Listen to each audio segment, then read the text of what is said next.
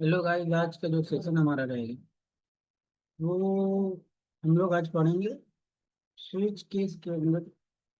हम लोगों ने जो थ्योरेटिकल कवर किया था उसका आज प्रैक्टिकल दे देंगे। और लेट्स कंप्यूटर हम लोगों ने कल यही बेसिक जावा प्रोजेक्ट के अंदर ही हम लोगों ने कंट्रोल स्टेटमेंट का पैकेज बनाया था। इसी के अंदर हम लोग पूरा कवर कर लिए थे। नेस्टेड इफ एक बचा था, उसको हम देखते हैं।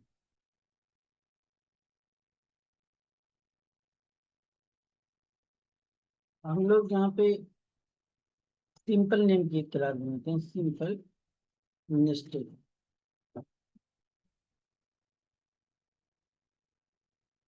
नेस्टेड इफ, ये जो प्रोग्राम रहेगा वो नेस्टेड इफ का रहेगा।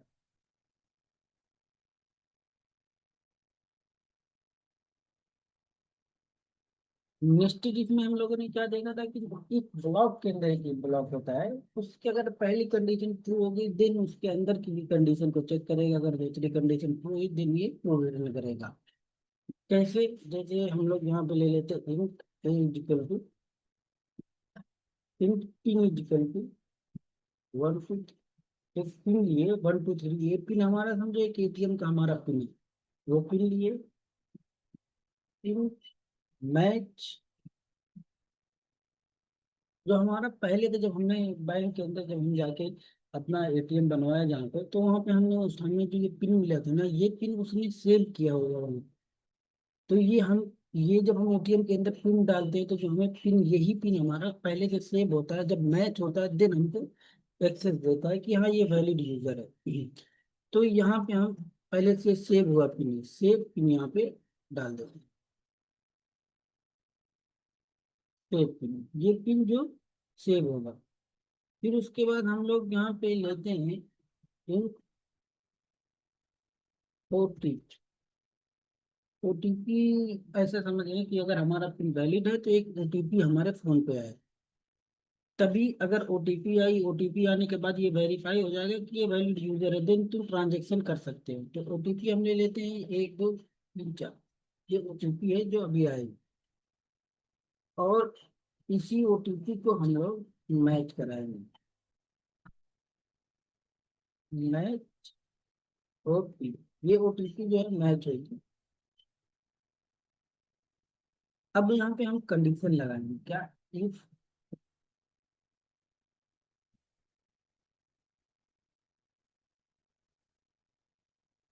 अगर हमारा ये अभी क्लास, यहाँ पे हम कंडीशन लिखे इसकी। इफ अगर हमारा pin equal equal save pin, जो पहले से पिन सेव है, अगर ये बराबर है तो क्या करें? एक मैसेज डाल देंगे, वैलिड यूजर करेक्ट पिन। अगर पिन नहीं मैच की, तो पिन अगर नहीं मैच की तो यहाँ पे एक एल्स ब्लॉक इस करा लेंगे। एसओपी के अंदर मैसेज करेंगे इनवैलिड पिन।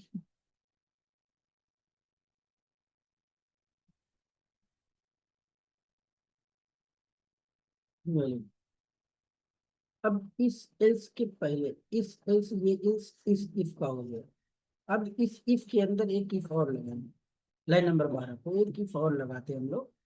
लाइन नंबर 12 पे आते हैं और एक इफ और ऐड करें। इफ अगर हमारा पिन करेक्ट है देन ओटीपी गया। OTP equal equal match OTP, अगर इस ओटीपी से मैच कर गया, मैच ओटीपी,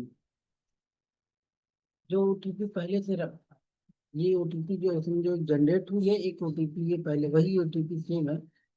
कि हम जब ओटीपी वाले बॉक्स में वन टाइम पासवर्ड 6 डिजिट का रहता है, तो हमें चार या 6 से 4 डिजिट वाला जब हम डालेंगे, तो समझो कि ये जनरेट हुआ है और ये हम उसको ले जाके डाल रहे हैं ओटीपी। अब ये ओटीपी जो जनरेट हुआ है, अभी इस ओटीपी को मैच करेंगे कि जो हमारा ओटीपी आया वो ओटीपी करेक्ट है कि नहीं।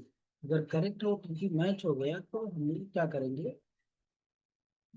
मैसेज यहाँ पे डाल देंगे successful transaction, you can do transaction.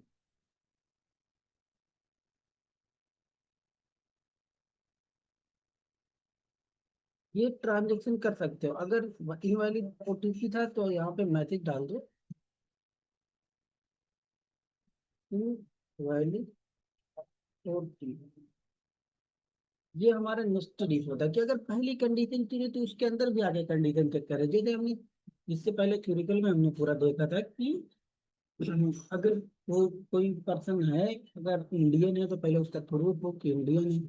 और इंडियन है, अगर वोट दे, इंडियन है तो उसका वोट होगा। वोट होने के लिए उसके कंपलसरी होना ये है कि उसके पास वोटर कार्ड, आईडी हो या कुछ भी हो। तो पहले चेक होगा कि इंडियन है कि नहीं। इंडियन है तो ठीक है। अगर फिर इंडियन हो तो फिर चेक करें कि तुम्हारे पास वोटर आईडी है, हाँ है, फिर देन तुम वोट दे सकते हो। अगर नहीं है इंडियन तो ये कंडीशन थ्रू थ्रू करते, कंडीशन थ्रू हम लोग उस ब्लॉक के अंदर चला देंगे क्या मैसेज कि invalid person, not Indian person है। अभी इसको हम रन करके चेक करते हैं कि क्या हमारा ये सही है।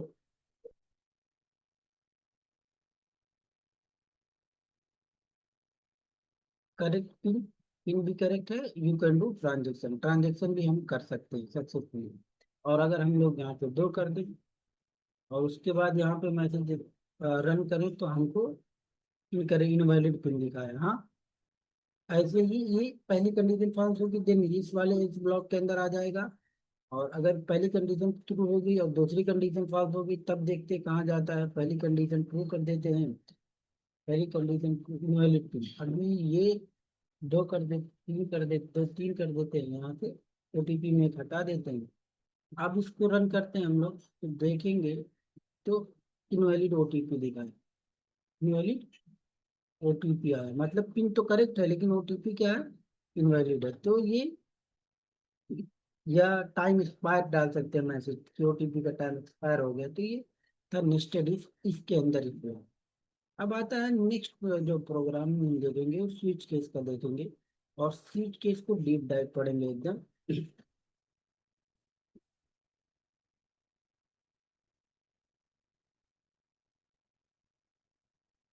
स्विच केस के अंदर एडिशन का देखेंगे। सबसे पहले हम लोग मेन मेथड बनाएंगे। मेन मेथड बनाने के बाद यहाँ पे हम लिखेंगे इंट इक्वल टू ओनली 10 लिखें। और एक पॉइंट टू पॉइंट यहाँ पढ़ते चलते हैं। इंटरनेट बाइट से शुरू करते हैं, बाइट का इशू देखते हैं पेज के अंदर। Byte B equal to 10। अब मैं स्विच केस लिखा, स्विच के एक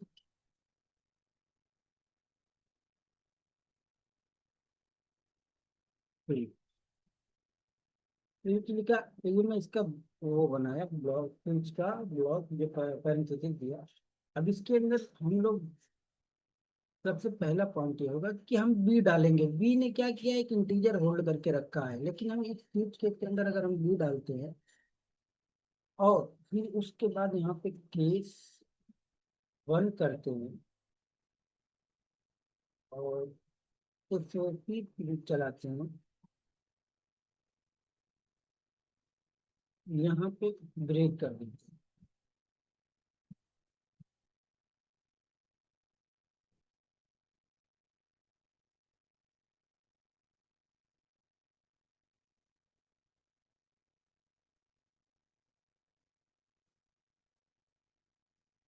ये हमने यहाँ पे दिए 10, तो ये 10 चला। और अभी बाइट के अंदर ये 10 करते हैं, किसके अंदर, बाइट के अंदर। और फिर इसको रन करते हैं। ये हमको आउटपुट यहाँ पे दे दिया। ये बनाया था पब्लिक क्लास एडिशन और public static main method byte B equal to 100, 10 लिया हमने। और इसके बाद हम लोग एक और केस बनाएंगे। अब ये हमारा बाइट है तो अब हम यहाँ पे कुछ भी ले सकते हैं। जैसे केस 100 और यहाँ पे हम ले देंगे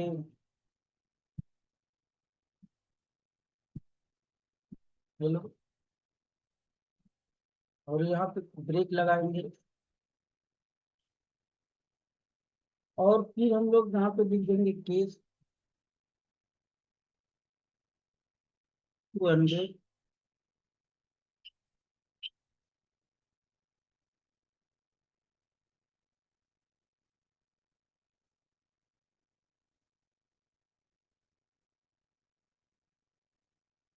मैसेज डालेंगे और अभी देखो जो दिखाना था पर्पज मेरा वो ये था कि ये कंपाइल टाइम पे एरर देने का क्या,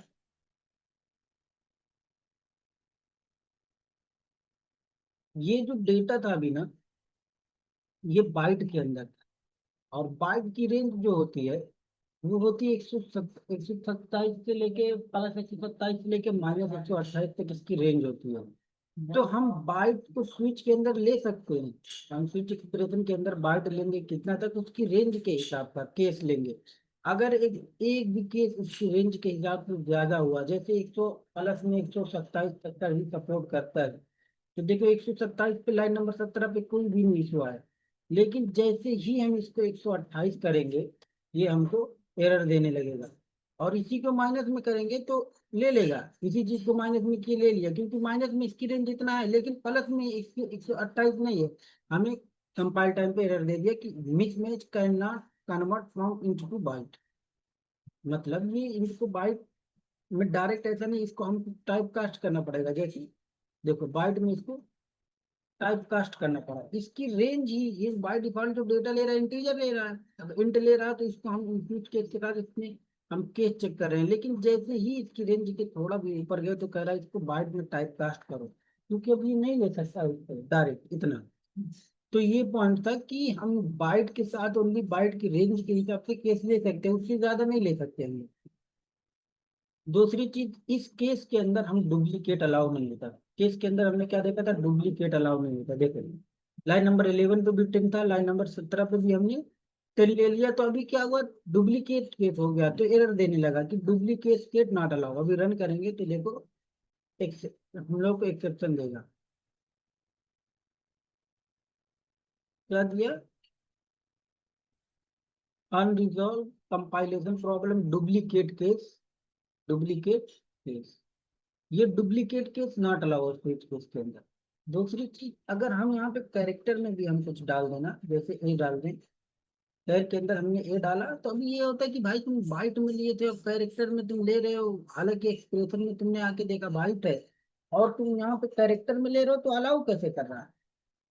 तो ये अलाउ इसलिए करता है क्योंकि इसके अस्थायी कोड के बेस पे चलता है। जैसे अभी मैं डाल दूंगा 97 डायरेक्ट तो मैं 97 डालूंगा और इसको रन करूंगा तो मेरा ये बाय चल जाएगा। देखो ये वाला चला ना ये तो मैंने इंटीजर में वैल्यू डाली है लेकिन ये तो कैरेक्टर में है तो इस स्मॉल ए का जो स्टाइल कोड होता है वो 97 होता है तो इसलिए 97 पे इस स्टेटमेंट को इस केस को चला दिया। ये था बाइट में जो थोड़ा डाउट था। बाइट और शॉर्ट का भी यही है कि उसकी रेंज के हिसाब की चीजें हम केस के अंदर लेंगे। उससे ज्यादा का अगर हम लिए तो हमको एरर दे देगा तुरंत एरर हमको दे देगा। हाँ इस चीज को रिजॉल्व करने के लिए हम यहाँ पे ऐसा कर सकते हैं जैसे B+1 कर देंगे जब हम लोग यहाँ पे तो हम यहाँ पे कुछ भी ले सकते हैं। जैसे 200 ये थे अभी एरर दे रहा था अभी नहीं देगा एरर। क्या दिया अभी नहीं दिया क्यों नहीं दिया जैसे B+1 हमने किया तो ये इंटीजर में आ गया किस में आ गया इंटीजर में कन्वर्ट हो गया इंट के अंदर। अब ये मतलब ऑपरेशन जब परफॉर्म हो गया इंट के साथ तो इंटीजर में आ गया। अब इंटीजर की रेंज तो बहुत बड़ी है 2 करोड़ के अंदर है तो ये उसको ले लेगा। लेकिन अगर हम यहाँ पे ओनली बी कर दें तो ये नहीं चलेगा सपोर्ट ही नहीं करेगा क्योंकि आउट ऑफ रेंज हो जाएगा। नेक्स्ट पॉइंट इसके अंदर आता है ये बाइट का और शॉर्ट का। शॉर्ट का भी वही है पॉइंट कि आउट ऑफ रेंज के हिसाब से हम नहीं ले सकते डेटा। हाँ उसी की रेंज के हिसाब जितना उसकी रेंज है उसी के हिसाब का हम ले सकते हैं यहाँ पे। भी मैं यहाँ पे अभी जैसे इसकी रेंज है तो देखो इतनी बड़ी रेंज का डेटा नहीं ले सकता इतनी बड़ी रेंज का नहीं ले सकता हूँ। इतना तक ले सकता है। हाँ 20,000 तक का ये ले सकता है उसके ऊपर की रेंज का नहीं ले सकता। जैसे ही एक बढ़ाऊंगा error दे रहा है देखो क्या बोल रहा है mismatch cannot convert from to short. इसको टाइप कास्ट करना पड़ेगा हमको शॉर्ट के अंदर एक्सप्लिसिटली टाइप कास्टिंग करनी पड़ेगी।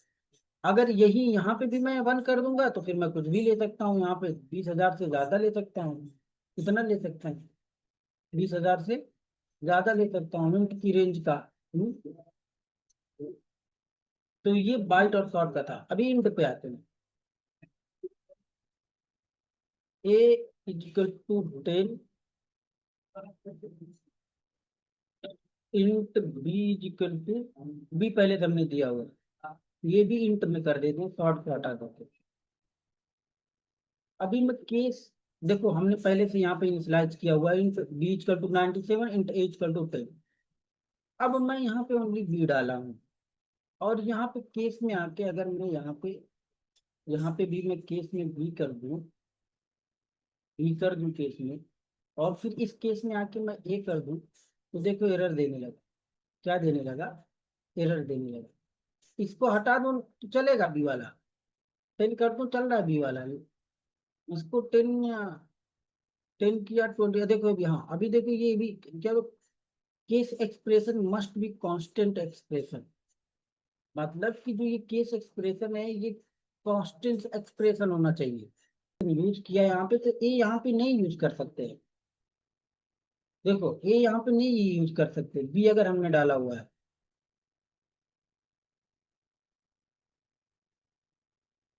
तो ये था इंट वाला, कि एक साथ मल्टीपल एक्सप्रेशन एक साथ नहीं यूज कर सकते, केस डुप्लीकेट नहीं हो सकते।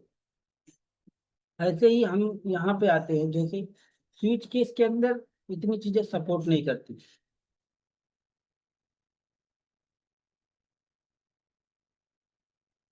Inside switch case, long double float Boolean not support. इसके अंदर अगर मैं लॉन्ग इक्वल टू 97 कर दूं, देखो ये फट एरर देने लगा। क्या? Can not switch on a value of type long only convertible int values string और इन वेरिएबल और मतलब परमिटेड, कि हम इसके अंदर लॉन्ग भी नहीं ले सकते। क्यों नहीं ले सकते? रीजन ये है कि जो स्विच इंटरनली वर्क करता है ना, स्विच का इंटरनली वर्क जो होता है वो इंटीजर के साथ होता है। मतलब ये, अगर हम कुछ भी दें तो उसको इंटीजर में कन्वर्ट करता है, फिर उस इंटीजर की रेंज के हिसाब से ये उसे जो कांस्टेंट एक्सप्रेशन रहेगा उसके हिसाब से ये काम करेगा। क्योंकि इन स्विच का जो मैकेनिज्म है 32 बिट का है, कितना, 32 बिट का बनाया गया है। और लॉन्ग की जो रेंज है वो 64 बिट की है। अगर इसको सब इशू क्या होता है, अगर लॉन्ग सपोर्ट कर देता स्विच के अंदर, तो ये होता है कि लॉन्ग इंटीजर ओवरफ्लो एक्सेप्शन, मतलब जो वैल्यू थी वो माइनस में आ जाती। कंफ्यूजिंग एम्बिगुअस प्रॉब्लम का इशू होता है, इसलिए लॉन्ग को डेवलपर ने यहाँ से हटा दिया है स्विच केस के, क्योंकि स्विच केस का मैकेनिज्म जो 32 बिट को सपोर्ट करता है, और इंटीजर की भी रेंज 32 बिट है, इसलिए उसको सपोर्ट, लॉन्ग का सपोर्ट हटा दिया है, क्योंकि लॉन्ग 64 को सपोर्ट करता है।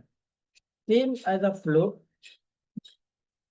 एफ इजिकल टू 97, और मैं यहाँ पे एफ डाल दूंगा, तब भी एरर दे देगा। देखो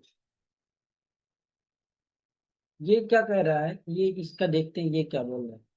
ये बोला can not switch on a value of type flow only convertible in value string और इन, मतलब ये can not switch off value of flow, मतलब इसके अंदर जो है हम फ्लोट वैल्यू नहीं ले सकते।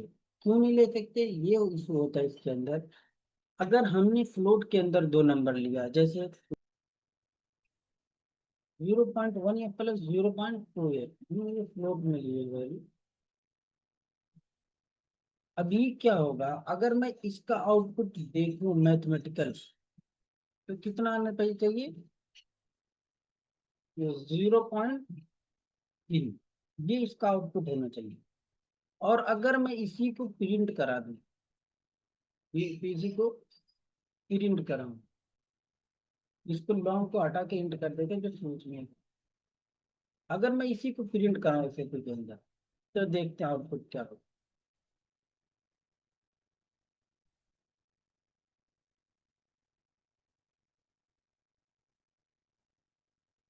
0.3 आया।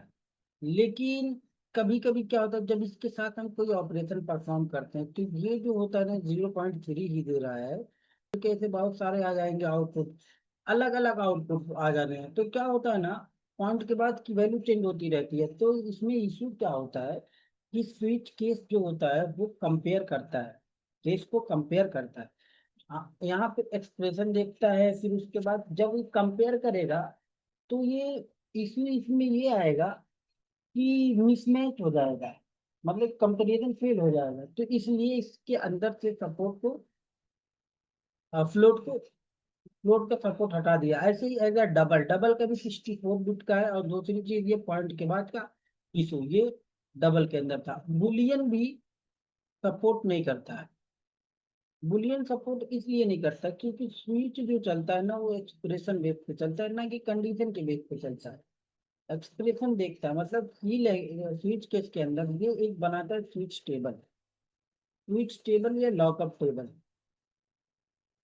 स्विच टेबल उसको बोलते हैं जब हमारा केस कैसे रहता है, 9-1, 9-2, मतलब एक लाइन से ऑर्डर में रहता, ऑर्डर में रहता है।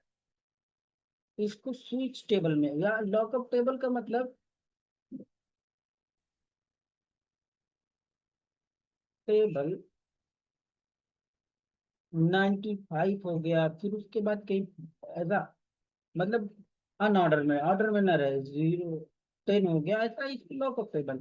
लेकिन काम दोनों का सेम ही है। ये क्या करता है स्विच के, जब आप हम लोग जो नोट पैड पे कभी जो टास्क रहेगा आप लोग का क्या, अगर ये देखना इसका टेबल, जो एक टेबल बनाता है, तो जब जाके नोट पैड पे प्रोग्राम को रन करो, उसके बाद जावा सी से कंपाइल करने के बाद डी कंपाइल करो, जावा पी -सी, डेमो डॉट जावा, या जो क्लास का नाम होगा उसको मारोगे जब कमांड वहाँ पे, तो तो उसका टेबल हमको डिकम्पाइल में बाइट कोड में दिखाएगा। क्या दिखाएगा कि एक टेबल बनेगा, यहाँ से एक टेबल बनाएगा। और ये टेबल क्या करेगा, स्विच, स्विच का जो टेबल होगा वो यहाँ पे एक्सप्रेशन को इवेलुएट करेगा। उसके बाद डायरेक्ट क्या करेगा, इसे लाइन बाय लाइन, जैसे line number 15, line number 18, line number 21, ये क्या करता है, ये सारी चीजों का लोकेशन उसके पास होता है। डायरेक्ट उस लोग जैसे ही इवेलुएट किया यहाँ पे, उस लाइन नंबर 21 का कैच मैच किया, तो डायरेक्ट लाइन नंबर 21 के केस पे आ जाएगा, ना कि इतनी सारे ये केस को चेक करेगा। उसी टेबल के अंदर वो चेक करेगा एड्रेस, डायरेक्ट वहां से यहाँ पे चला आएगा। और यही चीज अगर इफ एल्स के अंदर होती थी तो मल्टीपल कंडीशन को चेक करता था। तो लेटर इफ एल्स और स्विच केस के अंदर ये डिफरेंट ये है कि बहुत बड़ा, कि स्विच केस है कि लोकेशन के बेस पे इसके अंदर क्या बनता है, टेबल बनता है, स्विच टेबल या लॉकअप टेबल। लॉकअप टेबल के अंदर एक्सप्रेशन को इवेलुएट करके डायरेक्ट उस केस को हिट करता है और उसी को एग्जीक्यूट कराता है। और इफ एल्स के अंदर मल्टीपल कंडीशन को चेक करता था, नेस्टेड इफ के अंदर, लेडर इफ के अंदर। और चेक करने के बाद अगर कोई कंडीशन ट्रू होती तो वहां पे वो कंडीशन देता था, जिससे फिर हमारा कोड भी बढ़ता था। और दूसरी चीज, परफॉर्मेंस भी स्लो होती थी। लेकिन इसमें परफॉर्मेंस फास्ट है। रीजन क्या है कि ये टेबल के बेस पे काम करता है। ये था इंट का। अब बुलियन का क्या होगा, बुलियन ट्रू और फॉल्स रिटर्न करता है। तो हम स्विच के अंदर ट्रू फॉल्स नहीं दे सकते। जैसा कि मैं यहाँ पे सी डाल दूँ, बुलियन सपोर्ट नहीं करेगा, एरर देगा। अभी देखो मैसेज क्या देगा, देगा वही देगा, can not switch on a value of Boolean only can only convertible into value string enum string. बाकी नहीं इसके अंदर सपोर्ट है बुलियन का भी, क्योंकि ये चीज ट्रू और फॉल्स हमको केस यहाँ पे लिखना है, केस हमको यहाँ पे लिखना है ना।